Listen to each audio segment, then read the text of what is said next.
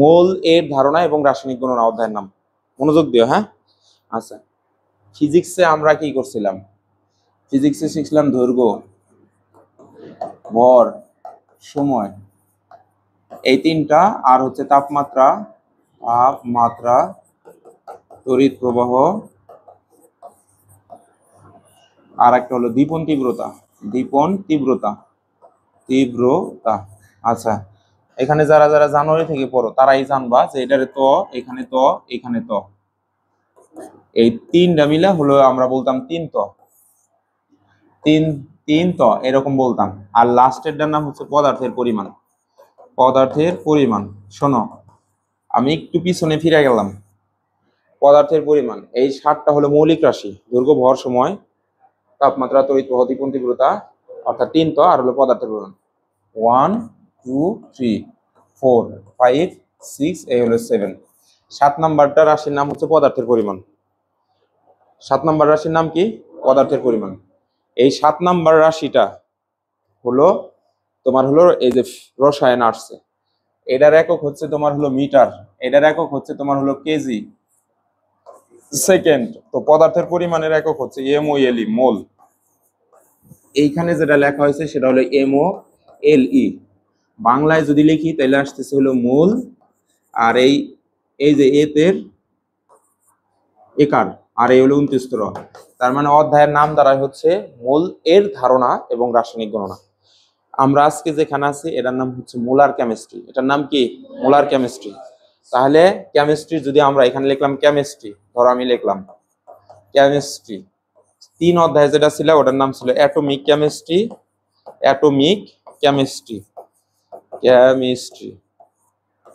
এখন যেটা আছে এটার নাম হবে মোলার কেমিস্ট্রি। এখন মোলার কেমিস্ট্রির ভিতরে মেইন যার উপর নির্ভর করে হলো সে হলো মোল। তাহলে মোল দিয়া সব বেসিক গুলা একদম ভিতরে রপ্ত করা লাগবে।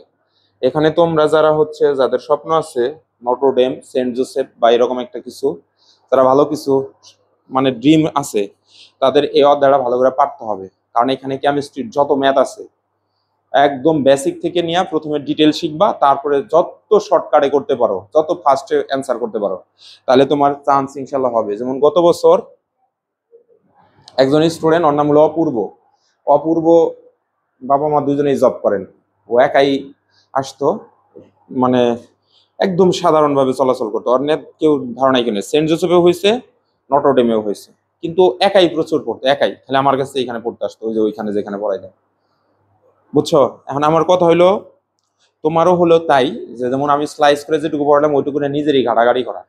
আমি তো আসলে জোর করে তোমার খাওয়াই দিতে পারবো না, আমি জাস্ট দিকগুলো দেখাইতেছি, তোমার যে প্র্যাকটিস করা লাগবে। আচ্ছা, তো এখন এটা প্রথমে যে মোলার কেমিস্ট্রি যার বেশি অবদান, ইনি হলো সেই ব্যক্তি, সে হলো ইতালিয়ান একজন কেমিস্ট, যার নাম হলো অ্যামিডিও অ্যাভোগাড্রো। এই যে এখানে সঠিক বানানটা আছে, বাংলা পড়লে তো উল্টাপাল্টা লাগে। অ্যামিডিও অ্যাভোগাড্রো, ঠিক আছে?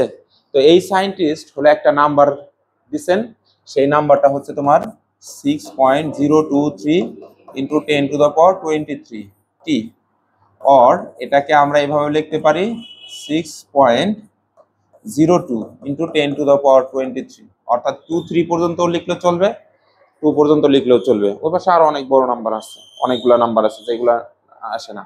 তাহলে যদি প্রশ্ন বলি যে অ্যাভোগাড্রো নাম্বার কি, তখন তোমাকে বলছি 6.02 ইন্টু 10⁻23 কি, এটাকে অ্যাভোগাড্রোর সংখ্যা বলা হয়, কারণ এই নাম্বারটা আবিষ্কার করছে বিজ্ঞানী অ্যামিডিও অ্যাভোগাড্রো। তাহলে অ্যাভোগাড্রো নাম্বার এইখান থেকে এন নিবা আর এইখান থেকে এ নিবা, তাহলে এন দিলা আর এ দিলা, দিয়া তোমার এই যে 6.023 ইন্টু 10⁻23 ইন্টারে গেলে এইভাবে ম্যাথ করা লাগবে। অর স্মল এন দিয়া ক্যাপিটালে 6.023 ইন্টু 10⁻23। তার মানে কি? মানে হলো এন তে হলো নাম্বার আর এ তো হলো অ্যাভোগাড্রো, অর্থাৎ অ্যাভোগাড্রোর নামের যে আলফাবেট এটা তুমি একটু ক্যাপিটালে রাখবা।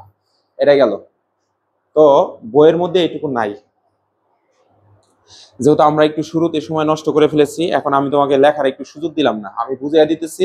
বাসায় যায় অবশ্যই সবাইকে রিকোয়েস্ট করব, এখানে ধর 5 মিনিট টাইম, বাকিটুকু না দেখো নাই, এই 5 মিনিট হলো ভিডিওটা দেখে বইটুকু এটা খাতার মধ্যে লিখে নিবা। হ্যাঁ, অ্যাভোগাড্রোর সূত্র আমাদের সিলেবাসে নাই, কিন্তু আমরা যখন স্টুডেন্ট ছিলাম আমাদের যে কেমিস্ট্রি বই ছিল তখন এই সূত্রটা ছিল। এখন তোমার এটা লেখার প্রয়োজন নেই, তুমি দেখো, কারণ আমরা একটু দ্রুত আগাইতে চাইতেছি। তো এখানে যেটা আসছে সেটা হলো অ্যাভোগাড্রো একটা সূত্র দিছিল। উনি বলছিল স্থির তাপমাত্রা, এই যে স্থির শব্দটা রাখো, তাপমাত্রাকে টি দিয়ে প্রকাশ করলাম আর চাপকে প্রেসারকে পি দ্বারা প্রকাশ করলাম। একই আয়তনের মৌলিক গ্যাস হোক সেটা আর যৌগিক গ্যাস হোক, সকল গ্যাসের আয়তন সমান হবে। অর্থাৎ তুমি যদি তাপমাত্রা ফিক্সড রাখো, তাপমাত্রা কম বেশি হইলে, যেমন আমরা যদি এখানে যাই, ধরো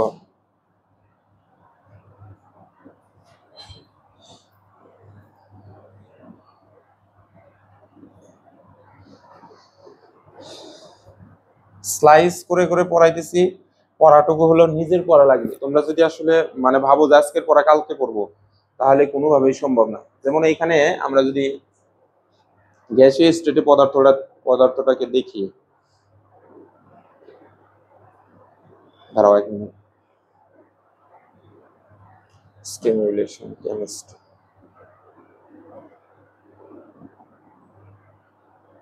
ডিফিউশন, এখানে আসতেছে gas properties, state of the basic. আচ্ছা, এই জায়গায় দেখি থাকতে পারে, ওটাও হইতো, কিন্তু দেখি আমি অন্য একটা জিনিস দেখতেছি। হ্যাঁ, এটাই আছে, সমস্যা নেই। তো ধরো এই যে এখানে পদার্থ যে অবস্থা আছে, এটা কি পদার্থ? কঠিন। কঠিন আমরা হচ্ছে 3 অধ্যায় পড়ছে আমার কাছে, 3 অধ্যায় না 2 অধ্যায়, 2 অধ্যায়ে পদার্থের কণার গতিতত্ত্ব পড়াইছিলাম। কঠিন পদার্থের কণা সমূহ প্রকম্পিত হয়, মনে আছে? এই যে কাঁপতেছে, এখন তাপ দিলাম, তাপ দিয়ে যেটা তরল হয়েছে, তরল পদার্থের কণাগুলা ছোটাছুটি করে, এই যে এখন ছোটাছুটি করতেছে। আচ্ছা দাঁড়াও, মানে এইভাবে না বুঝে অন্যভাবে একটু বুঝাই। যেমন ধরো এইভাবে যাও, এই যেটা হলো সলিড, সলিড পদার্থের কণাগুলা ধরো এই যে এখানে স্থির, আর লিকুইড পদার্থের কণাগুলা এই যেরকম ছোটাছুটি করে। গ্যাসীয় পদার্থের কণাগুলা একদম অনেক দূরে দূরে অবস্থান করে। আবার সলিড পদার্থের কণাগুলা সবচেয়ে বেশি কাছে থাকে, কারণ তাদের আন্তঃআণবিক শক্তি সবচেয়ে বেশি। আন্তঃকণা শক্তি বেশি হওয়ার কারণে তারা পরস্পরকে বেশি শক্তি দিয়ে ধরে রাখে, তাই তারা কাছে থাকে। আর লিকুইড একটু দূরে থাকে, আর গ্যাসে হলো সবচেয়ে বেশি দূরে থাকে। এগুলা ওই যে গ্রাফ শিখেছিলাম, মনে আছে? এখন আসো আমরা যদি হচ্ছে ধরো এই গ্যাসীয় পদার্থের মধ্যে এখান থেকে ধরো আমি হিট, আচ্ছা এক মিনিট, ধরো এটা অবস্থায় আছে, এই পদার্থের কণাগুলা প্রকম্পিত হয়, আর লিকুইড পদার্থের কণাগুলা মানে ছোটাছুটি করে, আর গ্যাসীয় পদার্থের কণাগুলা পাত্রের ভাইয়ে সংঘর্ষ লিপ্ত করে। এটা আমাদের মানে 2 নম্বর অধ্যায়ের শীটে লেখা আছে এগুলা। এখন আমি দেখাইলাম না, একটু সময় বাঁচাইলাম। তো এখন কথা হলো, যখন তোমার পদার্থটা এই যে অবস্থায় ছিল, তাপ দিলাম, দেখো তো আয়তন চেঞ্জ হইলো নাকি? আয়তন মানে কি? বেশি জায়গা দখল করলো না? তার মানে তাপমাত্রা চেঞ্জ করলে আয়তনের কি হয়? পরিবর্তন হয়। আর তাপমাত্রা যদি চেঞ্জ না করো, তাহলে আয়তনের কি হবে না? পরিবর্তন হবে না। আবার প্রেসারের ক্ষেত্রে খেয়াল করো, প্রেসারের বিষয়টা যদি দেখা, এখানে প্রেসারের কোন স্কেল আছে? নাই।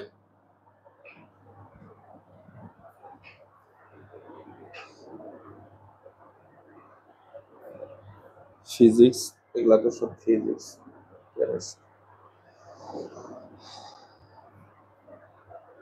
ধরো এই যে এটা, এখানে আমরা দেখবো যে প্রেসার কিভাবে পরিবর্তন হয়। যেমন ধরো আমি এখানে কিছু গ্যাসীয় পদার্থ নিলাম, এই দেখো পাত্রের মধ্যে এখন প্রেসার চেঞ্জ হয়ে গেল, গ্যাস ঢুকলো দেখে প্রেসার হলো 53.6 অ্যাটম হইলো। তাপমাত্রা মানে গ্যাসীয় পদার্থ ঢোকার কারণে তাপমাত্রা চেঞ্জ হয় নাই। আমি এই যে হিট দিতেছি, এই দেখো তাপমাত্রাও বাড়তেছে, চাপও কি হইতেছে? বাড়তেছে। কেন বাড়তেছে? কারণ ছোটাছুটি বাড়তেছে, পাত্রের গায়ে পুরো দমে প্রেসার দিতেছে। একটু পরে দেখবো পাত্র ফেটে যাবে, তখন পাত্র হচ্ছে এই যে পাত্র এখন ফেটে গেল। তাহলে তাপমাত্রার পরিবর্তনের কারণে এখন পদার্থের কণা পুরা রুম ছড়িয়ে পড়তেছে না? তার মানে এটা দ্বারা আমরা বুঝবো যে তাপমাত্রা এবং চাপের পরিবর্তনের কারণে পদার্থের কি পরিবর্তন হয়? আয়তনের পরিবর্তন হয়। তাই বিজ্ঞানী অ্যাভোগাড্রো বলছেন যে তুমি যদি তাপমাত্রাকে স্থির রাখো এবং চাপ এই দুটো জিনিস স্থির রাখো, তাহলে সকল মৌলিক গ্যাসের আয়তন কি হবে? সমান সংখ্যক অণু থাকবে। সমান সংখ্যক কি থাকবে? অণু থাকবে। সেটা মৌলিক গ্যাস হোক, যেমন মৌলিক গ্যাস বলতে H2 নিলাম, যৌগিক গ্যাস বলতে ধরো কার্বন ডাই অক্সাইড নিলাম। মৌলিক পদার্থ যৌগিক পদার্থ তো চেনো, মৌলিক পদার্থ হলো এটা আর যৌগিক পদার্থ হলো এটা। কারণ হলো মৌলিক পদার্থ হচ্ছে একই পদার্থ, মৌলিক মানে হচ্ছে একক, আর যৌগিক মানে আমি পড়াইছিলাম হচ্ছে যৌগিক মিশ্র। কি বুঝাইছিলাম? মিশ্র। ফিজিক্সে বুঝাইছিলাম যৌগিক মানে হলো মিশ্র, মিশ্র মানে ভিন্ন ভিন্ন পদার্থ। আচ্ছা, তাহলে এখন এই সূত্রটাকে আবার এইভাবে লিখছে, স্থির তাপমাত্রা এবং চাপে যে কোনো গ্যাসের, সেটা মৌলিক হোক আর যাই হোক, সমান সংখ্যক অণু যদি সমান হয় তাহলে আয়তনও সমান দখল করবে। বুঝছো? তার মানে হচ্ছে পদার্থের আয়তন সমানুপাতি এন। এই যে এটা হলো অ্যাভোগাড্রোর সূত্রের গাণিতিক রূপ, এইভাবে আমরা দেখতে পারি। বুঝছো? বিতে হলো ভলিউম, VOLUME, ভলিউম মানে আয়তন, আর এখানে আসছে হলো NUMBER, number of ATOM, atoms. অর্থাৎ তোমার এখানে মনে রাখা লাগবে যে তুমি যদি তাপমাত্রা এবং চাপ নাও তাহলে একই আয়তনের গ্যাসের অণুর সংখ্যা কি হবে, সবসময় সমান হবে। এটাই বলা হয়েছে এই জায়গায়, এটা মনে রাখবা। সবচেয়ে বেশি ইম্পর্টেন্ট হলো এই তিনটা দিয়ে তুমি হচ্ছে হলো মানে সৃজনশীল সলভ করবা, MCQ সলভ করবা, মানে বেসিক কেমিস্ট্রি অফ ম্যাথমেটিক্স, এই তিনটা ফর্মুলা দিয়ে তোমার মনে রাখা লাগবে। আচ্ছা দেখো, এখন এইখানে আসতেছে, প্রথমে আসছে নিষ্ক্রিয় গ্যাস ব্যতীত অন্য সকল গ্যাস দ্বিপরমাণুক অবস্থায় থাকে। এখন নিষ্ক্রিয় গ্যাস কারা, মনে আছে এগুলা? বলতো নিষ্ক্রিয় গ্যাস কোনগুলা? হিলিয়াম, নিয়ন, আর্গন, ক্রিপ্টন, হিলিয়াম, নিয়ন, আর্গন, ক্রিপ্টন, জেনন, রেডন। এই যে এইখান থেকে অর্গানেশন, এই যে এইখান থেকে এই পর্যন্ত হলো নিষ্ক্রিয় গ্যাস। তাহলে নিষ্ক্রিয় গ্যাসটা ধরো আমি এই জায়গায় রাখলাম, না এই এলিমেন্টস গুলা ছাড়া বাকি সব হচ্ছে তোমার হলো দ্বিপরমাণু গ্যাসীয়। মানে কেউ যদি কোনো কারণে এইগুলা লেখার সময় এমন করে, ধরো এখান থেকে হিলিয়াম নিয়ে আসলাম, H2 লেখো, তাইলে জঘন্য ভুল। ধরো নিয়ন 2 লেখলা, জঘন্য ভুল। আর্গন 2 লেখলা, জঘন্য ভুল। কারণ এটা পরস্পরের সাথে ওই যে আমরা রাসায়নিক বন্ধনে পড়ে আসলাম, নিষ্ক্রিয় গ্যাসের অষ্টক পূরণ থাকে, অথবা এই যে এটা হলো ডাবলেট থাকে। ডাবলেট মানে 2টা ইলেকট্রন থাকে, আর বাকি সবার কয়টা থাকে? 8টা ইলেকট্রন থাকে। তাই এরা নিজেরা নিজেদের মধ্যে, মানে এই নিয়ন আর একটা নিয়নের মধ্যে ইলেকট্রন দেয় না অথবা নেয় না। তাহলে এরা কি অবস্থা থাকবো? একক অবস্থা থাকবো। কি অবস্থা থাকবো? এক পরমাণু অবস্থা থাকবে। এটা হলো একটা মনে রাখার বিষয়। এখন বাকি একটা গ্যাসের নাম বলি, যেমন ক্লোরিন। ক্লোরিন হচ্ছে এইভাবে আইনা ছেড়ে দিলা, আর একটা ক্লোরিন পাওয়ার সাথে সাথে Cl2 হবো। যেমন মনে করো এটা আমি বাসা থেকে একটা বোতল ক্লোরিন ভরে নিয়ে এসেছি, মুখ ঢাকনা আছে। আবার মনে করো এটা হচ্ছে সান নিয়ে আসছে, ঢাকনা খুলে দিলাম, খুলে দেওয়া মাত্র এরা দুজনে পরস্পরের সাথে যুক্ত হয়ে Cl2 হবো, অর্থাৎ এরা দ্বিপরমাণু অবস্থায় থাকে। তাহলে নিষ্ক্রিয় গ্যাস ছাড়া অন্য যেগুলা গ্যাস, অন্য গ্যাস জানি কিভাবে চিনি? যাদের নামে শেষে দন্ত ন থাকে তারা হলো অধাতু, আর অধাতু হলে গ্যাস নর্মালি। বিশেষ যেমন হলো আয়রন, নামে শেষে দন্ত ন থাকলেও এটা হলো ধাতু, কারণ এটা যেমন ধরো আবার আছে হলো ফেরাম। এগুলা জাস্ট টেকনিক, ঠিক আছে? মানে এটা সূত্র না, এটার মনে করো হচ্ছে সব জায়গায় মিলবে না, মনে রাখার জন্য আর কি বলা হয়। যেমন আমরা লিখলাম হচ্ছে নাইট্রোজেন, তাহলে নাইট্রোজেন নামে সে দন্ত নলে কি গ্যাস, গ্যাস হলে ডান পাশে পদতলে 2। তাহলে আমরা বিক্রিয়া করার সময় কিন্তু এই 2 ছাড়া 1 পাওয়া গাইতে পারবো না। তাহলে ডান পাশে পদতলে যে 2 দেবো, ওটা কার কার থিওরি অনুযায়ী দেবো? এই অ্যাভোগাড্রোর অনুসিদ্ধান্ত অনুযায়ী দেবো। বুঝছো? এটা হলো অ্যাভোগাড্রোর প্রথম অনুসিদ্ধান্ত। দ্বিতীয় অনুসিদ্ধান্ত, যে কোনো গ্যাসের আণবিক ভরকে আমরা ক্যাপিটাল এম দ্বারা প্রকাশ করব। বাষ্প ঘনত্ব মানে গ্যাসীয় অবস্থায় ঘনত্বকে ডি দ্বারা প্রকাশ করে, দ্বিগুণ তার মানে 2। এই যে এটা হলো একটা ম্যাথমেটিক্যাল টার্ম। তাহলে D is equal to M is equal to D divided by 2, or আমরা বলবো হলো বাষ্প ঘনত্ব is equal to M divided by 2। এই ফর্মুলা হচ্ছে হলো অ্যাভোগাড্রোর দ্বিতীয় অনুসিদ্ধান্ত। এটা দেওয়া আমাদের ম্যাথ করা লাগবে। আচ্ছা, কোনো প্রশ্ন আছে? আচ্ছা, এবার আসো 3 নাম্বার অনুসিদ্ধান্ত, স্থির তাপমাত্রা এবং চাপে সকল গ্যাসের মোলার আয়তন। এই যে মোলার আয়তন, MOLAR, মোলার। একটা জিনিস খেয়াল করো, MOLE এটা একটা জিনিস আর এটা আর একটা জিনিস, কিন্তু এই বানানে আছে MOLE আর এই বানানে আছে LAR, মোলার। আয়তন, ভলিউম হলো সমান, এনে লিখছে সমান, এবং সেটার মান বিজ্ঞানীরা আদর্শ তাপমাত্রা এবং চাপে, স্ট্যান্ডার্ড টেম্পারেচার এবং প্রেসারে বের করছে 22.414 লিটার। এটা মুখস্থ রাখবে, এটা সায়েন্টিস্ট হিসাব করে বের করছে সকল গ্যাস। এখন বলতে পারো মোলার আয়তন কি, তাই না? এই যে আমি এখানে 1 দিলাম, সমান সমান দিলাম, অর্থাৎ 1 মোল গ্যাসের আয়তনকে মোলার আয়তন বলে। বলো তো কি বলছি? 1 মোল গ্যাসের আয়তনকে মোলার আয়তন বলা হয়। তাহলে আমাদের এখানে মূল হলো 2টা, বোর্ডে তাকাও। নিষ্ক্রিয় গ্যাস ছাড়া অন্য গ্যাস 2 পরমাণু, আর হলো আণবিক ভর বাষ্প ঘনত্বের দ্বিগুণ, আর সকল গ্যাসের মোলার আয়তন হলো 22.414 লিটার। আগামী ক্লাসে এই 3টা এইভাবে বলতে হবে শর্ট করে। আচ্ছা, এটা গেল। এবার আসলে মোল, আর পরেরটা আছে 1 মোল। 2টা জিনিস ভালো করে মনে রাখা লাগবে, একটা হলো 1 মোল আছে, আর একটা শুধু মোল আছে। মোলের সামনে কি কোনো নাম্বার আছে? নাই। আর এই পাশে 1 মোলের সামনে তো 1 আছে। কত আছে? 1। তাইলে বোঝা যাইতেছে যে মোলের সামনে কোনো নাম্বার নাই, তার মানে এটা হলো অজানা পরিমাণ। বলো তো কি বলছি? অজানা, অজানা পরিমাণ, পরিমাণ। আর এটার সামনে দেখো এক আছে, তার মানে এটা দ্বারা বোঝাবো হলো জানা পরিমাণ, জানা পরিমাণ। এইটুকু জাস্ট যদি টেকনিক করে মনে রাখতে পারো, দুটা বোঝা সহজ হয়ে যাবে।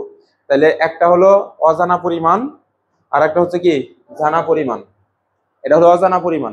মোল, মোলের সামনে কোনো নাম্বার নাই, প্রশ্নবোধক চিহ্ন দিছি, তার মানে এটা হলো অজানা পরিমাণ। এটা কি অজানা পরিমাণ? অবশ্যই অজানা পরিমাণ। ধরো যার যার নাম লিখে নাও, আগামী ক্লাসে এটার শুভেচ্ছা মূল্যটা দিয়ে দিও। হ্যাঁ, আচ্ছা ধরো। তাহলে এই ব্যাচের স্টুডেন্ট মোটামুটি 50 টাকা দিবা, এই 6 জন, আর হলো 2 জন, 8 জন। ধরো এই যে 8টা শীট দিয়ে দিলাম।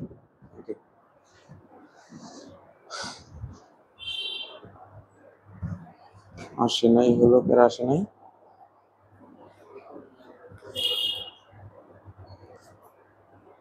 ছেলেদের মধ্যে কি আসে নাই? কই আর একজন আছে না, রাফি। আচ্ছা দেখো, এখন বোর্ডে তাকাও। তাহলে দেখো অজানা পরিমাণ, আর আমি এখানে লিখলাম, খেয়াল করবা এটা এইভাবেই মনে রাখা লাগবে। কোনো মৌলিক বা যৌগিক পদার্থের যে পরিমাণে, পরিমাণে, আচ্ছা খেয়াল করো তো, এখানে দেখো যে পরিমাণে, এখানে কি এটা জানো তুমি কি পরিমাণ? জানি না আমি। যে পরিমাণে, কি পরিমাণ? I have no idea. আচ্ছা, যে পরিমাণে 6.023 ইন্টু 10⁻23 অণু হলে অণু থাকে, পরমাণু হলে পরমাণু থাকে, অথবা আয়ন হলে আয়ন থাকে, অর আয়ন থাকে, অর যৌগমূলক থাকে, অর যৌগমূলক থাকে, যৌগমূলক থাকে, তাকে তার মোল বলা হয়। এক মোল না, শুধু মোল, মোল বলে। এই যে আমরা বলছিলাম অজানা পরিমাণ, এখানে তো আসলে অজানা পরিমাণই নির্দেশ করতেছে, তাই না? পরেরটা আসো, মানে লিখছি কি জানা পরিমাণ, তার মানে একটা জানা পরিমাণ নির্দেশ করব। এখানে সংজ্ঞাটা যেভাবে শুনছি, কোনো মৌলিক অথবা যৌগিক পদার্থের, এনেও লিখলাম কোনো কোনো মৌলিক, মৌলিক বা যৌগিক পদার্থের, যৌগিক পদার্থের যে পরিমাণে, এনে যে পরিমাণে হবে না, ওটার মধ্যে যেরকম লিখছো যে পরিমাণ, এই জায়গায় যে পরিমাণ হবে না, এখানে হবে পদার্থের, লিখলাম আণবিক ভর, আণবিক ভর বা, আচ্ছা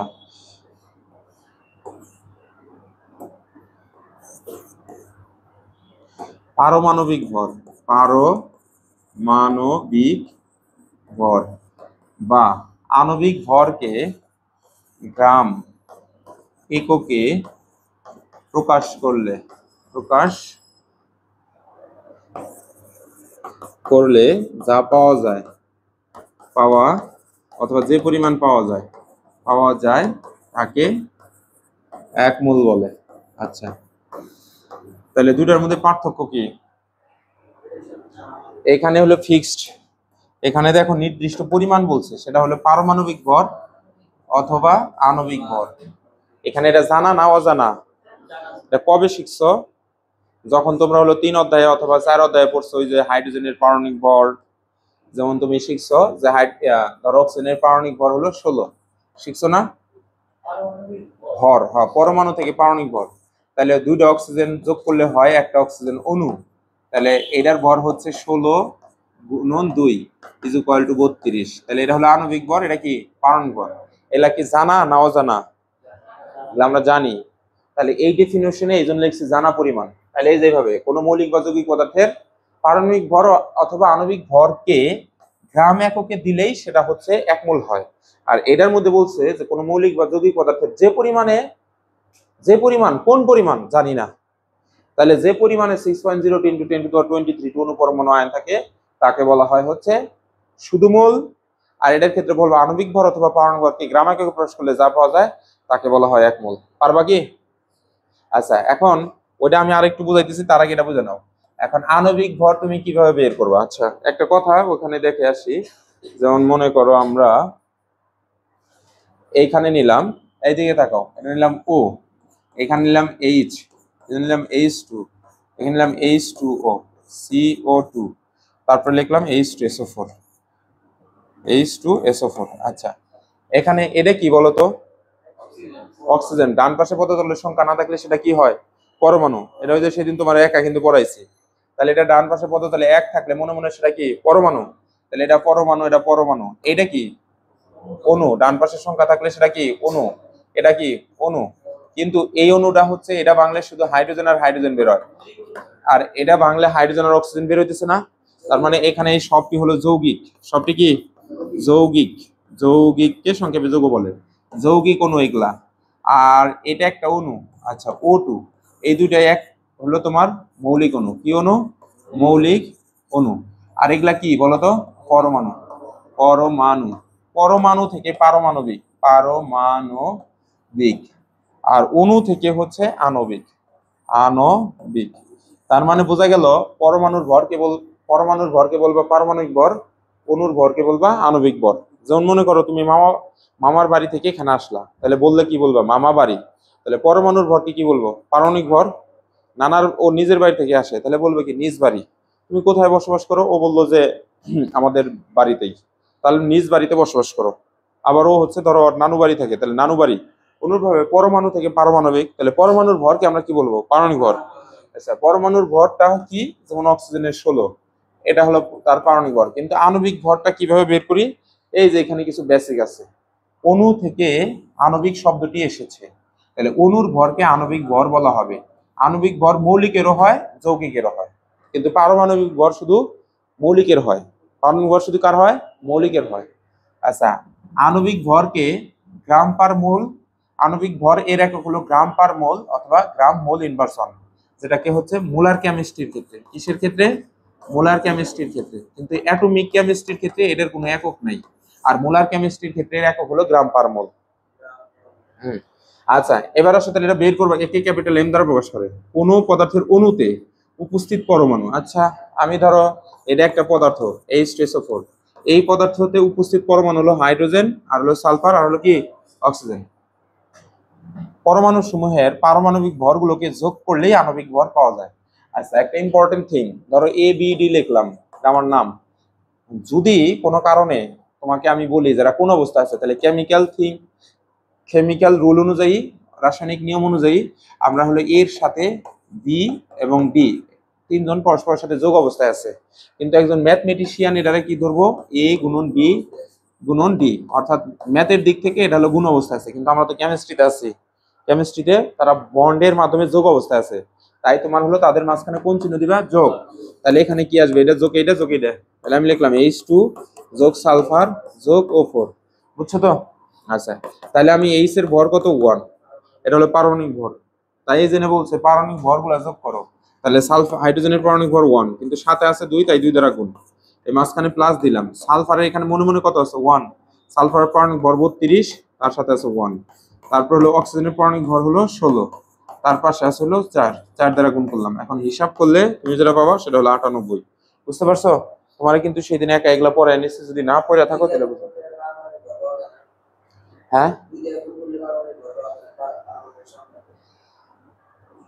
আচ্ছা, হ্যাঁ পাওয়া যাবে। যেমন অক্সিজেন 2, এখন এটার পারমাণবিক আণবিক ভর হচ্ছে হলো 32, 2 দ্বারা যদি ভাগ দাও তাহলে তুমি পাচ্ছ হলো 16। এটা হলো তার পারমাণবিক ভর। আবার 2 দ্বারা গুণ করলে আণবিক ভর, এমন। আচ্ছা, তাহলে বুঝছি তো এটা। এখন আসো আদর্শ তাপমাত্রা এবং আদর্শ চাপ। আদর্শের আর একটা নাম হলো প্রমাণ। কাকে বলা হয়? স্ট্যান্ডার্ড টেম্পারেচার অথবা স্ট্যান্ডার্ড প্রেসার, যেটাকে সংক্ষেপে STP বলা হয়। সায়েন্টিস্টরা একটা স্ট্যান্ডার্ড দিয়ে গেছে, যদি স্ট্যান্ডার্ড না মানি, যেমন আমি এক তাপমাত্রায় একটা ধরো 1 বোতল মিথেন নিয়ে এসেছি, তুমি অন্য তাপমাত্রায় নিয়ে এসো, তুমি অন্য তিনজনের 3 তাপমাত্রায়, তাহলে 3 ধরনের আয়তন হবে। তখন ল্যাবে যদি আমরা কোনো টেস্ট করি 3 ধরনের মান আসবে। এই জন্য এই সমস্যা নিরসনের জন্য তারা একটা আইডল মান ধরছে, অথবা একটা আদর্শ মান ধরছে, অথবা স্ট্যান্ডার্ড ধরছে বা আদর্শ ধরছে। সেটা কত? স্ট্যান্ডার্ড, ডার্ট টেম্পারেচার কত বলো? স্ট্যান্ডার্ড টেম্পারেচার হলো 0°C। কত বলো তো? 0°C। আর স্ট্যান্ডার্ড প্রেসার কত ধরছে? প্রেসার হলো ধরা হয়েছে 1 atm। আমরা পঞ্চম অধ্যায়ে চাপের একটা একক পড়ছি, সেটা হলো প্যাসকেল। মনে আছে কি? কথা বলো। এখানে যেটা ধরা হয়েছে সেটা বায়ুমণ্ডলীয় একক, অর্থাৎ এটিএম শব্দটা আসছে অ্যাটমসফিয়ার, অ্যাটমসফিয়ার। এই অ্যাটমসফিয়ার মানে হচ্ছে বায়ুমণ্ডল। এটা হলো অ্যাটমসফিয়ার মানে বায়ুমণ্ডল। আর এটা লিখলাম এটিও, অ্যাটমসফিয়ার, এটিও, অ্যাটমসফিয়ার, আর অ্যাটমসফিয়ারিক। এখানে একটা জিনিস খেয়াল করো, অ্যাটম বলবো না আবার, এটিএম। এটা আমরা যদি বলি অ্যাটম, কিন্তু অ্যাটম না, এটিএমই বলা উচিত। আর অ্যাটম হলো এটা হলো অ্যাটমসফিয়ারের অ্যাটম মানে এটিএম, আর এটা অ্যাটম মানে হচ্ছে পরমাণু। দুইটা মিক্সড করে ফেলবা না, মানে আমাদের ল্যাঙ্গুয়েজ অনুযায়ী আমরা এটা অ্যাটম বলি, এটা কিন্তু ও না, অ্যাটম বলি, এটা অ্যাটম বলা উচিত না, এটিএমই বলতে হবে আসলে। তাহলে এটা স্পেলিং এ কি শোনা যাইতেছে না, যেটা একটু ঝামেলা হয়ে যায়, এই জন্য তোমরা এটিএমই বলবা। তাহলে 1 atm, তাহলে 1 atm হলো এক বায়ুমণ্ডলীয় চাপ। এটিএম শব্দটা হচ্ছে অ্যাটমসফিয়ার থেকে। অ্যাটমসফিয়ার হলো বায়ুমণ্ডল, আর অ্যাটমসফিয়ারিক মানে হলো বায়ুমণ্ডলীয়। মনে থাকবে? তাহলে যদি প্রশ্ন আসে যে হলো আদর্শ তাপমাত্রা এবং চাপ কি, বা প্রমাণ তাপমাত্রা এবং চাপ কি, তুমি বলবা 0°C এবং 1 atm তাপমাত্রা এবং চাপকে, অথবা বলবা 0°C তাপমাত্রা এবং 1 atm চাপকে প্রমাণ তাপমাত্রা এবং চাপ বলা হয়। আর এখান থেকে স্ট্যান্ডার্ডের এস নাও, টেম্পারেচারের টি নাও, আর প্রেসারের পি নাও, যেটাকে সংক্ষেপে কি বলবা? STP. S dot T dot P এরকমও থাকতে পারে, এসটিপি এরকমও থাকতে পারে। মনে থাকবে? আচ্ছা, এখন এটা আবার হচ্ছে নূরবী থেকে আসতে পারে। এটা হলো 273 কেলভিন, এটা মনে রাখবা। এটা ফিজিক্স 6 অধ্যায়ে আমরা বুঝাবো নি। অর্থাৎ সেলসিয়াসকে কেলভিনে প্রকাশ করতে হলে তার সাথে 273 যোগ করা লাগে। তাহলে 273 জিরোর সাথে যদি যোগ করি তাহলে 273ই থাকে না। যদি বলি যে 30°C তাপমাত্রা যদি কেলভিনে প্রকাশ করো, ধরো 30°, তাহলে আমি লিখলাম 30 প্লাস 273, ব্র্যাকেট দেন লিখতে হবে কেলভিন, তাহলে যে 303 কেলভিন। এটা হলো 6 অধ্যায়ে যা পড়াবো, সমস্যা নেই, আপাতত এখানে স্কিপ। তাহলে দেখো, স্বাভাবিক তাপমাত্রা এবং চাপ, normal temperature and normal pressure, যেকে সংক্ষেপে এনটিপি বলা হয়। তাহলে নরমাল টেম্পারেচার হচ্ছে কত? 25°C তাপমাত্রা। টেম্পারেচারটা হলো 25°C, আর প্রেসারটা হলো 1 atm। এটা মনে রাখলেই চলবে। 25°C তাপমাত্রাকে বলা হয়, কি বললা? প্রেসারে চেঞ্জ হয় না, হ্যাঁ, শুধু তাপমাত্রাটাই চেঞ্জ, প্রেসার দুইটা একই, মানে নরমালের ক্ষেত্রেও আবার হলো তোমার হচ্ছে স্ট্যান্ডার্ডের ক্ষেত্রে, আদর্শের ক্ষেত্রে। তাহলে এটা যদি কেলভিনে প্রকাশ করি তাহলে 298 হয়, পরীক্ষায় এটা আসতে পারে 298 কেলভিন। আবার অনেক সময় কিন্তু 273.15 যোগ করে, এটা 7 অধ্যায় পড়ালে একদম ক্লিয়ার হবো। এখন আপাতত এগুলো নিয়ে মাথা ঘামানোর দরকার নেই, এগুলা হলো ওখানের কার পড়া। তাহলে আমরা যে জিনিসটা বুঝলাম, দুইটার মধ্যে শুধু তাপমাত্রা ডিফারেন্স আছে, চাপ একই। মনে থাকবে? আচ্ছা আসো, এই যে এখানকার আলোচনার মূল থিম হচ্ছে যে এই অধ্যায়টা নটরডেম সেন্ট জেভিয়ার, এই অধ্যায়গুলো প্রতি বছর এখান থেকে আসবে। আর তারপর হচ্ছে ইন্টারমিডিয়েটে তুমি যদি ভালো করতে চাও, মেডিকেল ইঞ্জিনিয়ারিং অথবা বিশ্ববিদ্যালয় রসায়নে যদি ভালো করতে চাও, তাহলে তোমার হচ্ছে গাণিতিক রসায়ন ভালো করে পড়তে হবে, রসায়ন বিজ্ঞান প্রথম পত্র এবং দ্বিতীয় পত্রের অঙ্কগুলো করার জন্য। আর এর জন্য এই অধ্যায়ের বেসিকগুলো ভালো করে শিখা যা লাগবে। হ্যাঁ, 2 পত্র, পদার্থের 2 পত্র। আচ্ছা, এখানে একটা ভালো করে খেয়াল করবা, এখানে লিখছি 1 মোল, শুধু মোল সংখ্যা, পারমাণবিক ভর, আণবিক ভর, অ্যাভোগাড্রোর সংখ্যা এবং মোলার আয়তন এর মধ্যে সম্পর্ক। দেখো তো টোটাল কয়টা রাশি আছে এই জায়গায়? 1 2 3 4 5 6, 6 জনের মধ্যে সম্পর্ক। এই 6 জনের সম্পর্কটা হলো অ্যাভোগাড্রো তৈরি করে দিয়ে গেছে। অ্যাভোগাড্রো তৈরি করে দিয়ে গেছে বললে ভুল হবে, মানে অ্যাভোগাড্রোর অনুসিদ্ধান্ত গুলা দিয়ে আমরা তৈরি করব, মানে উনি যেগুলো আবিষ্কার করে গেছে সেইগুলাতে আমরা জোড়া লাগাবো। কিভাবে? আসো শুরু করি। এইখানে এই পাশের যেগুলা দেখবা আছে পরমাণু, আর এই পাশের যেটা আছে সেটা হলো অণু। মানে এই সূত্রটা শুধু পরমাণুর জন্য ইউজ হবো, আর ওটা সূত্রটা অণুর জন্য ইউজ হবো। তাহলে পরমাণু থেকে আসছে পারমাণবিক ভর, অণু থেকে আসছে কি? আণবিক ভর। মনে থাকবে? আচ্ছা, এটা এইরকম, যেমন এটা আগে বুঝেন, এটা থিওরিটা কেমন। যেমন মনে করো আমি লিখলাম হচ্ছে a সমান সমান x, এ সমান সমান ওয়াই, এ সমান সমান জেড, তিনটার এইভাবে লেখা যায় না? এ সমান সমান এক্স সমান সমান ওয়াই সমান সমান জেড লেখা যায় তো? এক লাইনে আনা যায় না? আচ্ছা, এখানেও সেই ঘটনাটাই ঘটছে। ঘটনাটা কেমন? যেমন আমি একটু আগে শিখছিলাম 1 মোল। আচ্ছা, একটা জিনিস বলতে ভুলে গেছি, একটু ব্যাক করা লাগবে। যেমন ধরো তুমি কোশ্চেন করতা যে এই যে এইখানে এই যে গ্রাম পার মোল শব্দটা এটা কোথা থেকে আসলো, এটা একটা প্রশ্ন হতে পারে। এর অর্থ হইলো আমরা একটু আগে যেন কি শিখলাম সংজ্ঞার মধ্যে, এই যে এখানে যেন কি শিখলাম, কোন মৌলিক অথবা যৌগিক পদার্থের পারমাণবিক ভর অথবা আণবিক ভরকে গ্রাম এককে প্রকাশ করলে যা পাওয়া যায় তাকে কি বলে? তার এক মোল বলা হয়। তার এক মোল বলে। তো আমি ধরো লিখলাম HO2, সালফার S8, H2SO4, এটা মৌলিক মৌলিক মৌলিক মৌলিক, এটা কি যৌগিক? আচ্ছা, তাহলে এটা লিখলাম পরমাণু সমান এটা কি অণু সমান এটা কি পরমাণু, কারণ এই যে ডান পাশের সংখ্যা নাই, পরমাণু এটা কি অণু, এটা কি অণু। আচ্ছা, এখন কি বলতেছে, কোন মৌলিক অথবা যৌগিককে আপনি হলো তার ভর নেন, এখানে এই যে মৌলিক মৌলিক মৌলিক মৌলিক অথবা যৌগিক যৌগিক, তার ভর নেন, এটার ভর 1, এটার ভর হচ্ছে অক্সিজেন 2 মানে কি এই যে 32 বের করে রাখছে, তাহলে হলো 32, সালফারের হলো 32, সালফারের পারমাণবিক ভর 32 না? 16 তে কোনো মুখস্থ ওইভাবে রাখো না, অক্সিজেন 16 তে কোনো 32, কিন্তু হলো আর পারমাণবিক সংখ্যাতে 2 দ্বারা গুণ করে যেটা বের করে এমনি থিওরি মানে মনে রাখার জন্য। তাহলে সালফারের কত 32, S8 এর কত, সালফারের একটা পরমাণুর ভর সালফার S8, সালফারের একটা পরমাণুর ভর হলো 32, তার সাথে আছে 8টা, তাহলে হলো 256, তাহলে আমি লিখলাম 256, এখানে এটার ভর হলো 98, একটু আগে তো তাই করছি। আচ্ছা, এখন আমার এখানে কিছু নিজেরই প্রশ্ন আছে, 98 আমার নিজেরই প্রশ্ন, এটা পরমাণু, তাহলে এটার নাম কি? পারমাণবিক ভর। এটা অণু, এটার নাম কি? আণবিক ভর, বুঝছো? এখন এখানে বলতেছে আপনি মৌলিক পদার্থ নেন আর যৌগিক পদার্থ নেন, তাদের পারমাণবিক ভর অথবা আণবিক ভর যেটাই হোক তার আপনি গ্রাম দেন। আচ্ছা, আমি দিলাম গ্রাম, তাকে আপনি এক মোল বলুন, এই যে সামনের সাথে সাথে লিখতে হবে এক মোল। ধরো তুমি এই পাশে শুধু গ্রাম দিয়ে রাখছো, কিন্তু সামনে তুমি এক মোল লেখো নাই, জঘন্য ভুল। অনেক টিচারও কিন্তু এই ভুলটা করে যায়, এনে শুধু জিএম দিচ্ছ সামনে কিছু না, জঘন্য ভুল। স্কুলে কোনো স্যার এভাবে ম্যাথ করে থাকে তাহলে স্যারের আরো অনেক পড়াশোনা করতে হবে। হ্যাঁ, জিএম দিলেই সেটা হলো এক মোল, বুঝতে পেরেছি? আবার ধরো একজন স্যার এখানে লিখছে 1 মোল সালফার, এই পাশে গ্রাম দেয় নাই, এটাও বিশাল বড় ভুল হয়ে গেছে গা।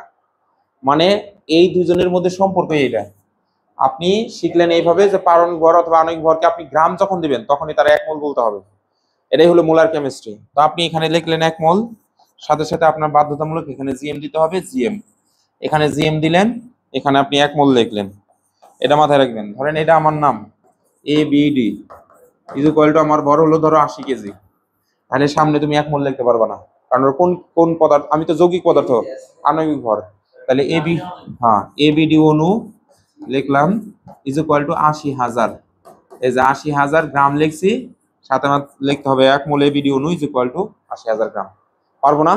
এখন ওইখানে যে জিনিসটা আছে সেটা হলো যে গ্রাম পার মোল কিভাবে হলো, আসো তাহলে শুরু করি। যা কিছু আমরা পড়লাম এরকম ভাবে করছি, যেমন 1 মোল ধরো আমরা পড়লাম হচ্ছে H2SO4, এটা কি অণু নাকি? হ্যাঁ, তাহলে লিখলাম অণু, অণু থেকে কি ভর আসে? আণবিক ভর, তাহলে 98 এনে গ্রাম হবো, তাই না? কারণ মোল দিছি।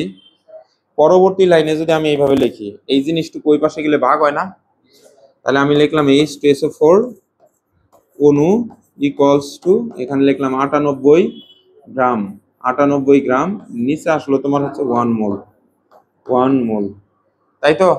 এখন এই জায়গায় এই যে 98 আর 1 আলাদা হয়ে গেল গা, গ্রাম আর মোল তাহলে কি হবো? আলাদা হবো। অণু শব্দ লিখলেও চলবে, না লিখলেও চলবে, H2SO4 অদৃশ্যই যেটা একটা অণু। তাহলে আমরা যেটা পাইলাম 98 ডিভাইডেড বাই 1 ইন্টু জিএম পার মোল।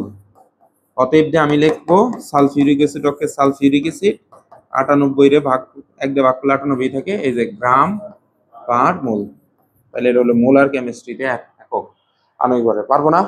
তাহলে ধরো নাইট্রোজেন লিখলাম NH3, তাহলে নাইট্রোজেনের ভর কত বের করো। নাইট্রোজেনের এখানে হলো নাইট্রোজেন প্লাস অ্যামোনিয়া আর হাইড্রোজেন 3, নাইট্রোজেনের কত 14, কথা বল না কেন, হাইড্রোজেন কত 1 গুণন 3, তাহলে এখানে পাইতেছি 17। পাশে তুমি শুধু গ্রাম দিবা না গ্রাম পার মোল দিবা? গ্রাম পার, শুধু গ্রাম দিলে হবো না, শুধু না দিলে হবো। অ্যামোনিয়ার সংখ্যা হ্যাঁ ও না, 1 মোল এখন আর লেখা যাবে না, কারণ এটা তো মোল এই পাশে এসে পড়ছে। আর যদি না লিখতে তাহলে এইভাবে লিখতে লাগতো 1 মোল NH3 ইজ ইকুয়াল টু আবার 17, এখানে আবার গ্রাম না দিলে হইতো না। এটা হলো মোলার কেমিস্ট্রি, পারবো না, কথাটা জানি মনে থাকে। তাহলে সেই হিসাবে এখানে ওই যে ওইটাই করছে যেগুলো আমরা এতক্ষণ ধরে বুঝাইলাম। এই দেখো এখানে লিখছে 1 মোল X পরমাণু ইজ ইকুয়াল টু X এর পারমাণবিক ভর তাতে গ্রাম। আমি লিখলাম X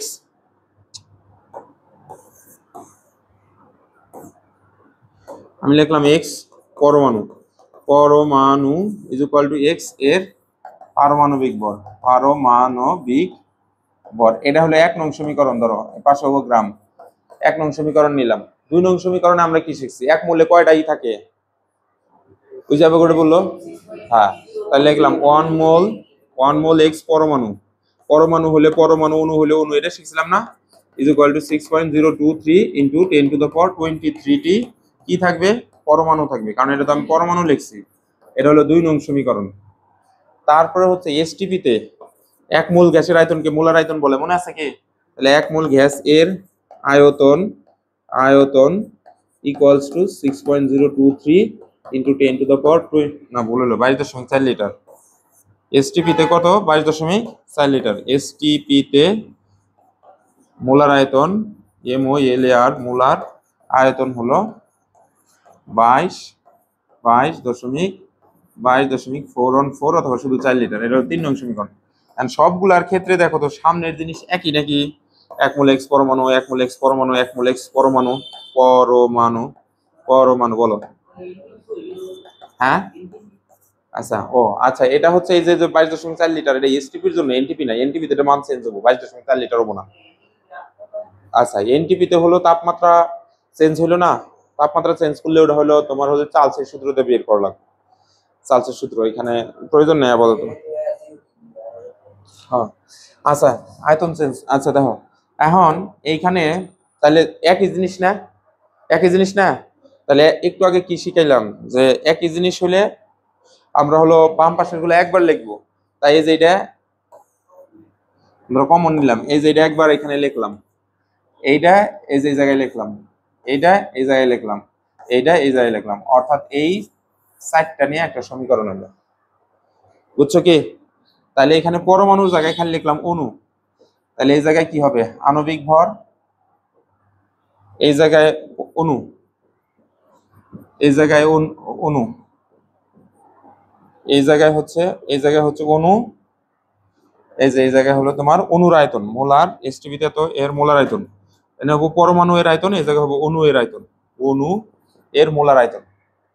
তাহলে এই যে এটাই লেখা হয়েছে যে 1 মোল X অণু ইজ ইকুয়াল টু X এর আণবিক ভর গ্রাম একক 6.020 × 10⁻³ অণু।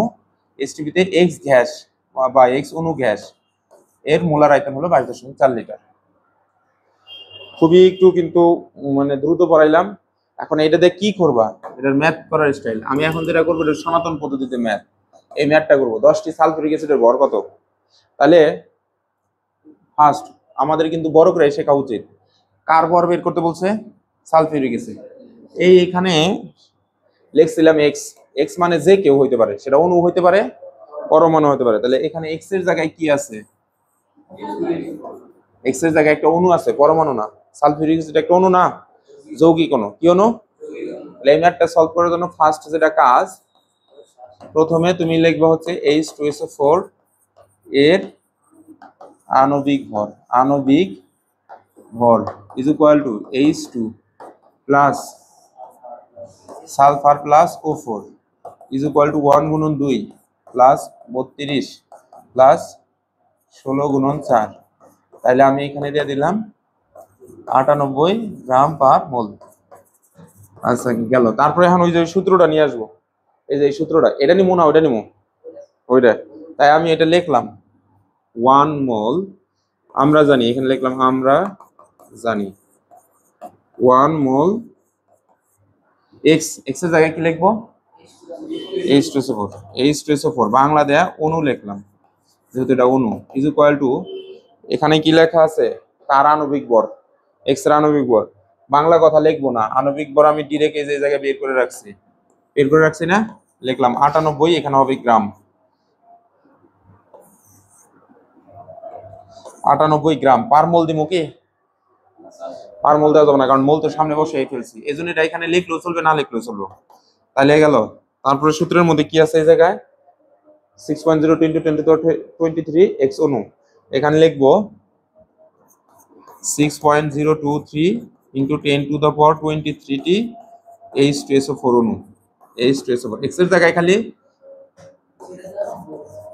হ্যাঁ ধরো এই খেয়াল করো x এর জায়গায় এজেনে ছিল x এর হলো x এখানে x এর আণবিক ভর ওই কথা না লিখে লিখলাম এই যেটা হলো x এরকম বুঝছি তো পরীক্ষা কিন্তু আবার এগুলা মার্ক করা লাগবে না তারপরে সমান দিয়ে লিখলাম s টিপিতে H2SO4 গ্যাস এর মোলার আয়তন মোলার শুধু আয়তন না কিন্তু বাবু মোলার আয়তন অথবা এক মোলের আয়তন এক মোল মানেই তো মোলার আয়তন আর শুধু আয়তন বলতে কোন আয়তন এটা তো জানি না তাহলে মোলার আয়তন হলো 22.414 লিটার হ্যাঁ এক মোলের আয়তনকে মোলার আয়তন বলে যে শুরুর দিকে পড়াইলাম আচ্ছা এই সূত্রটা লেখার প্রশ্নে কি কি বের করতে বলছে সেটা আইডেন্টিফাই করো প্রশ্নে কি কি বের করতে বলছে দেখো তো এই যে টস্কের টি মানে এইখানে এটার মধ্যে খুঁজে বের করো টি কোন জায়গায় আছে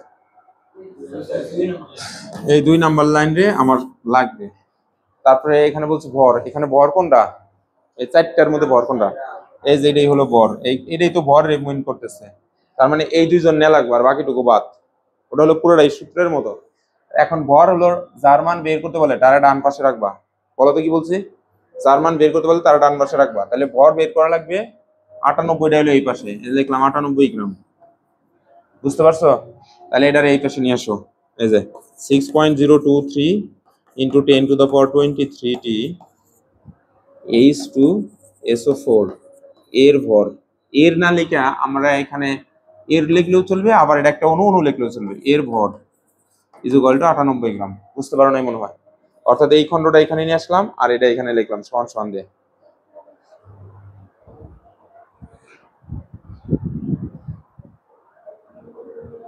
আচ্ছা আচ্ছা তাহলে বুঝছি তো এটা নাকি আচ্ছা এটা গেল এখন এইখান থেকে আমার কয়টা বের করতে বলছে 10টা তাহলে এই যে এইটুকুর বদলে আমি এখানে লিখলাম 10টি লিখলে একবারে ডিরেক্ট ভাগ দিয়ে গুণ কিন্তু তুমি যদি ঐকিক নিয়ম অনুযায়ী করো তাহলে এখানে প্রথমে কয়টা আসবে 1 তাহলে আমি এখানে 1 লিখলাম 1টি H2SO4 এর ভর উপর হলো 98 নিচে হলো 6.023 × 10⁻23 অতএব কয়টা বের করতে বলছে 10টা তাহলে তুমি এখানে লিখলা 10টি H2SO4 এর ভর ইজ ইকুয়াল টু 98 গুণন 10 ডিভাইডেড বাই 6.023 × 10⁻23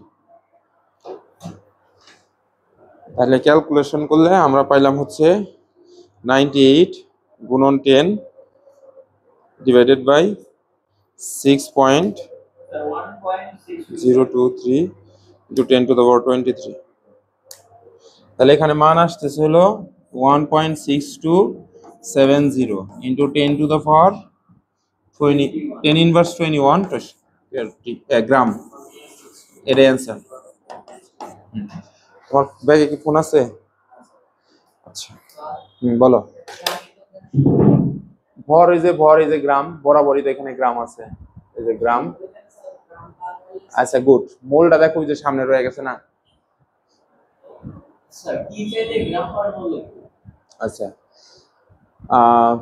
আরেকটু সময় দাও আরেকটু সময় দিলে একদম ইজি বুঝবা প্রশ্নে আপাতত সেটা হলো এই যে তোমাদের স্কুল অলরেডি করে ফেলছে এই যে এইটা S is equal to W divided by MB এটা দিয়ে ম্যাথ করছে সামদের এইখানে হলো করছে হ্যাঁ এই জায়গায় হলো গ্রাম পার মোল ইউজ করা লাগবে এখানে ইউজ করা লাগবে সামনে যায় পাবো সমস্যা নেই সময় দাও হ্যাঁ মানে প্রবলেম নাই। আপাতত আমরা এটা মনে রাখি যে মোলার কেমিস্ট্রিতে আণবিক ভরের একক হলো গ্রাম পার মোল, আর অ্যাটমিক কেমিস্ট্রিতে আণবিক ভরের একক নাই। আচ্ছা, এটা কি বুঝছো? আচ্ছা, তাহলে এইটা বের করার দেখি পারো নাকি? সবাই করো, এখন ক্যালকুলেটর নাও, যেভাবে করছি ওইভাবেই।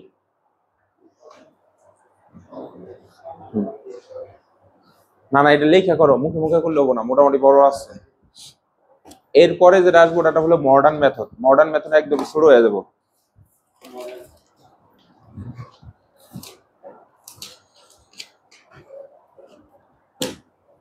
তোমাদের যে একটা শীট দিছি, শীটের হলো 3 পেজ পর্যন্ত আমি পড়াইলাম। আর কিছু তথ্য হলো যে ওই শীটে আছে, মানে যে এটার স্লাইড আছে, এটা হলো ইউটিউব ভিডিওটা দেখে থামিয়ে তোমরা এটা কইরো। আচ্ছা, তোমরা এটা কইরা দেখি আমি একটু নামাজ পড়ে আসি। তোমরা হচ্ছে এটা করে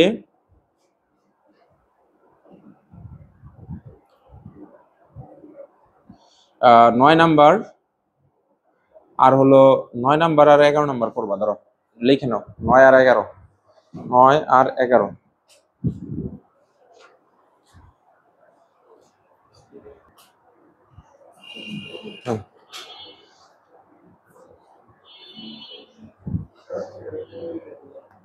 কয়টায় প্রাইভেট? হ্যাঁ, 7টা বাজতে অনেক দেরি আছে। একটু দাঁড়াও, আর একটু পড়াই দিই, তোমাদের ভালোর জন্যই তো পড়াই দিচ্ছি। হ্যাঁ, তাহলে কত আসে?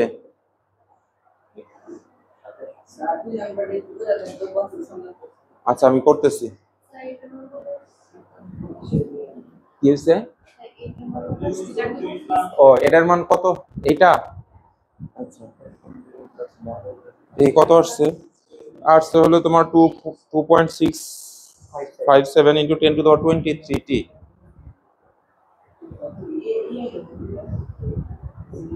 অবাক হইলাম, আমার স্টুডেন্টরা 234, তাহলে 2700 আসলো কেন? ক্যালকুলেটর বলেছিল 234 গ্রাম পার মোল।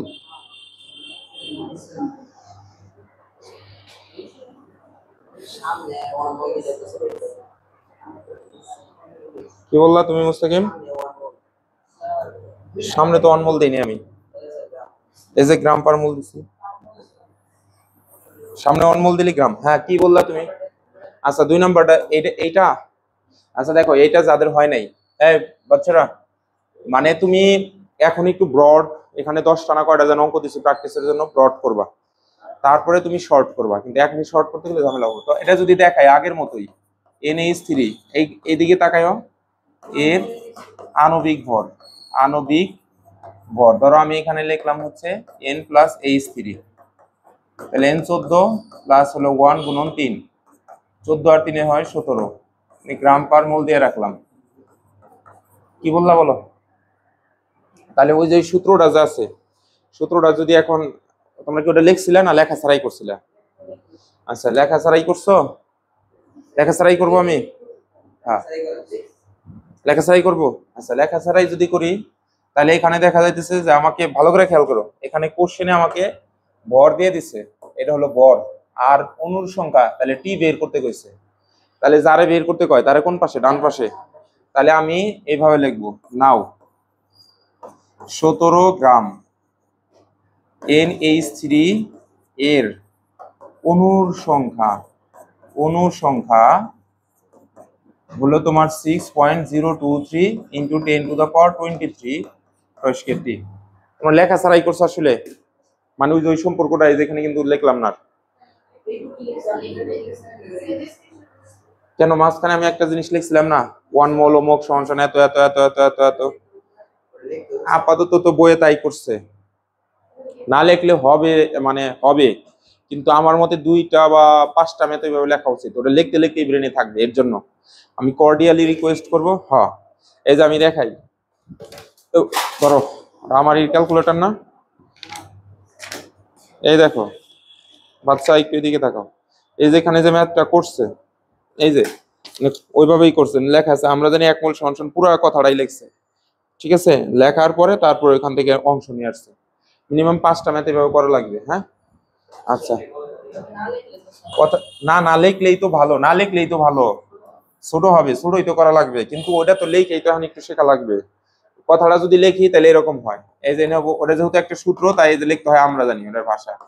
তাহলে লিখতে হবে 1 মোল। বাবু একটু তাকাও, 1 মোল এক্স অণু, এক্স মানে হলো এটা, তাহলে লিখলাম NH3 অণু লিখলাম, ইজ ইকুয়াল টু এখানে লিখলাম 17, শুধু গ্রাম হবে কারণ মোলটা তো সামনে এসেই গেছে, is equal to 6.023 T NH3, এখানে কি হবে অণু, ও 10 টু দি পাওয়ার 23 দেই নাই, তাড়াহুড়া বেশি করতেছি, তোমাদের বাবা মারা এসে দাঁড়িয়ে আছে। আচ্ছা দেখো, ইনটু 10 টু দি পাওয়ার 23, বাচ্চা একটু এদিকে, STP তে N3 এর 1 মোলের আয়তন, 1 মোল এর আয়তন, অথবা বাংলাতে লিখবা মোলার আয়তন, এখানে হলো 22.4 লিটার। আচ্ছা বুঝছো? এখন এইখান থেকে যে আমি আসলে কি করলাম, আমি আসলে করছি এরকম, ইয়ারাফ আমি করছি এই যে ভর, তাহলে ভর কোন জায়গায়, এই যে এইটুকু হলো ভর, বের করতেছে অণুর সংখ্যা, তাহলে এই যে এইটুকু, তাই আমি এই পার্ট নিছি আর এই পার্ট নিছি, কারে কোন পাশে রাখবো, একজনের বামে রাখা লাগবো আর একজনের ডানে, যাকে বের করবা তারে ডানে রাখবা। আমি বলছি অণুর সংখ্যা কত, তাহলে ওরা এই যে ডানে রাখছি আর ওরে বামে রাখছি। এখন ভাষাটা একটু নিজেরই বোঝা লাগবে যে 17 গ্রামে NH3 এর অণু সংখ্যা এতটি, এটা একটু বোঝা লাগবে নিজের। যেমন এর লিখছি 6.020 অণু, এই অণু কথাটা যেমন সামনে নিয়ে আসছি, বুঝবা একটু নিজে নিজেই, মাথা খাড়াইলে দুটো অঙ্ক করলেই হয়ে যাবো, তাই না? নয়তো কিন্তু ভাষা মিলাইতে পারবা না, খুব সমস্যায় পড়বা। কোনো সমস্যা, ইজ দেয়ার এনি প্রবলেম? আচ্ছা, তাহলে অতএব আমি এখন এখানে দিতে পারি 1 গ্রাম, দিলাম হলো NH3, এর অণুর সংখ্যা 6.023 ইন্টু 10 টু দি পাওয়ার 23 টি, এখানে 17 আছে, তাহলে 17 দিয়ে এখানে ভাগ দিলাম। বুঝতে পেরেছো? কথা বল না কেন? অতএব আমি যে এরকম করতে পারি, এখন কত গ্রামের কথা বলেছে, 75 গ্রাম, তাহলে 75 গ্রাম NH3 এর অণুর সংখ্যা 6.023 into 10 to the power 23 into 75 divided by 17,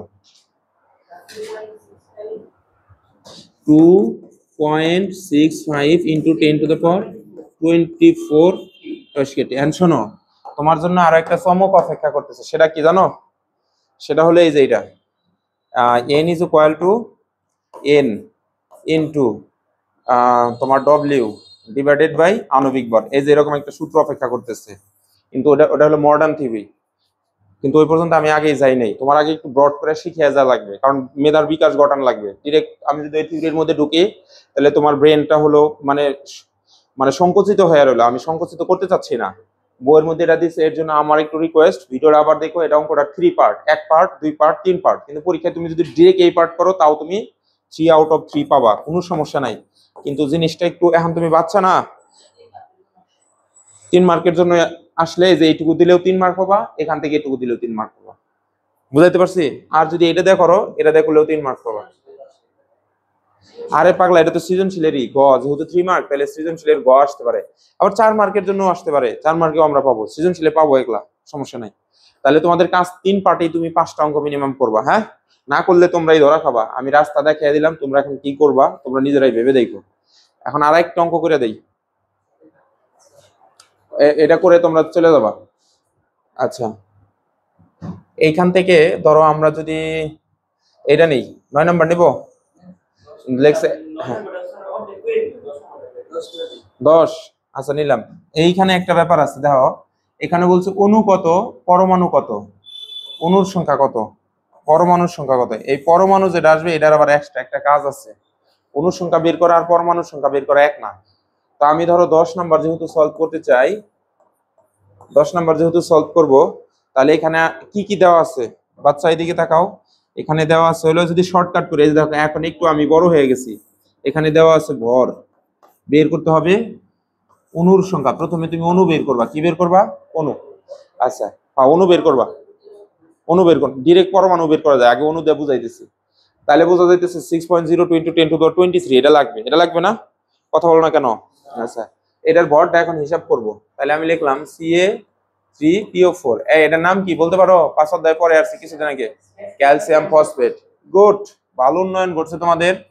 আচ্ছা দেখো, তাহলে হলো এর আভর, আণবিক ভর, এটা লিখলাম। তাহলে এখানে ক্যালসিয়াম হলো 3টা, Ca3 3টা, আর হলো একবারে ডিরেক্ট করি, 2 ওর কাছে চলে যাচ্ছে, 2 ওর কাছে চলে যাচ্ছে, তাহলে হলো P2 প্লাস অক্সিজেন 8, তাহলে এখানে আসতেছে ক্যালসিয়াম 40 তার সাথে 3 গুণ প্লাস অক্সিজেন ফসফরাস হলো 31, তার সাথে 2 গুণ প্লাস অক্সিজেনের হলো 16, তার সাথে হলো 8 গুণ। এইভাবে কত হয় দেখো তো, 310 হয় কিনা। 310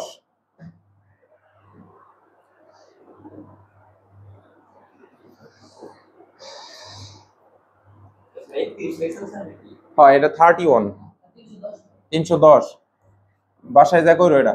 তাহলে এখন ওই যে তোমরা একটু আগে যেরকম করলা না বাবু, এদিকে তাকাও, একটু আগে যেরকম কইলা যে স্যার মাঝখানে টুকু লিখবো না, কোনো সমস্যা নাই, কিন্তু মিনিমাম 5টা অঙ্কে লিখবা।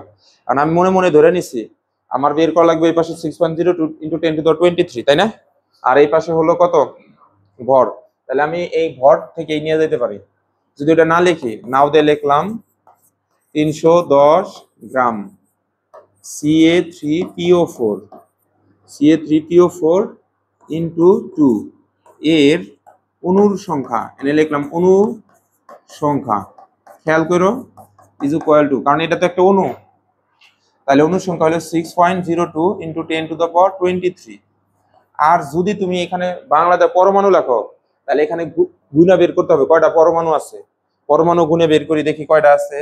এই যে 3টা আছে হলো ক্যালসিয়াম, 2টা আছে ফসফরাস, আর 8টা আছে অক্সিজেন। টোটাল কত হয় বলো? 8 আর 3 হলো 11, আর 2 13। তুমি যদি এই জায়গায় খালি পরমাণু লেখো, পরমাণু, তাহলে তোমার এই জায়গায় 13 দ্বারা গুণ করে নেওয়া লাগবে। বুঝতে পারছি? এটা হলো ডিরেক্ট করা, কিন্তু আমি আগে প্রথমটা দেখাই, পরে পরমাণুটা আমি দেখাই দিচ্ছি, শর্ট করে দিতেছি।